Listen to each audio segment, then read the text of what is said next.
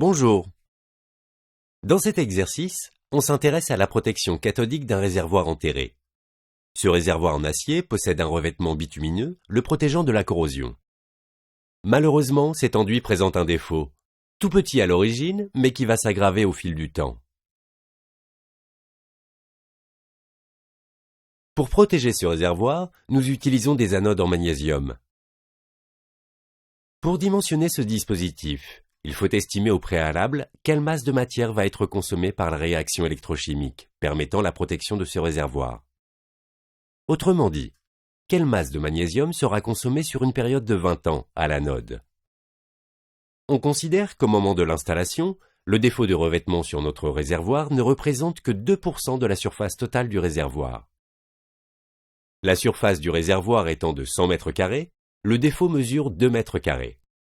Ce défaut est en fait réparti en plusieurs petits défauts à divers endroits du réservoir. Chaque année, la surface globale de défaut augmente de 1% de la surface totale, c'est-à-dire qu'elle augmente de 1 mètre carré tous les ans. Puisque la surface du défaut augmente progressivement, il va falloir augmenter progressivement l'intensité du courant, nécessaire à la protection cathodique de ce défaut. Ce qui aura pour conséquence d'accélérer la consommation de matière à l'anode de magnésium.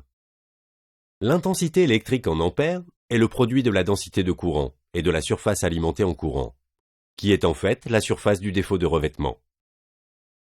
La quantité de courant est le produit de l'intensité électrique débitée par les anodes et la durée d'utilisation du système.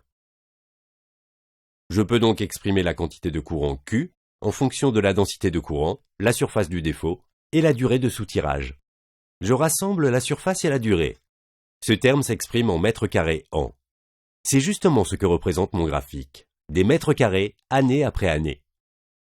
Si je considère l'aire délimitée par cette courbe, elle représente en fait des mètres carrés multipliés par des années, autrement dit, des mètres carrés an. Cette aire se décompose en un rectangle et un triangle dont je peux facilement calculer les superficies. Ces superficies sont respectivement 40 mètres carrés an et 200 mètres carrés an, soit un total de 240 mètres carrés an. Je peux réintroduire cette valeur dans mon équation de quantité de courant, et j'en déduis qu'au bout de 20 années, mon dispositif aura soutiré 3,6 ampères an.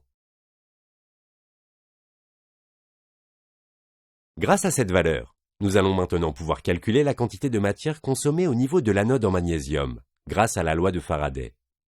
Cette loi fait intervenir le taux de consommation massique du magnésium, noté K, la quantité de courant, Q, que nous venons de calculer, et le rendement des anodes, noté état. Ce qui nous donne, après une rapide application numérique, une masse d'environ 33 kg. C'est-à-dire qu'après 20 années de fonctionnement, 33 kg de magnésium auront été consommés pour la protection de notre réservoir en acier.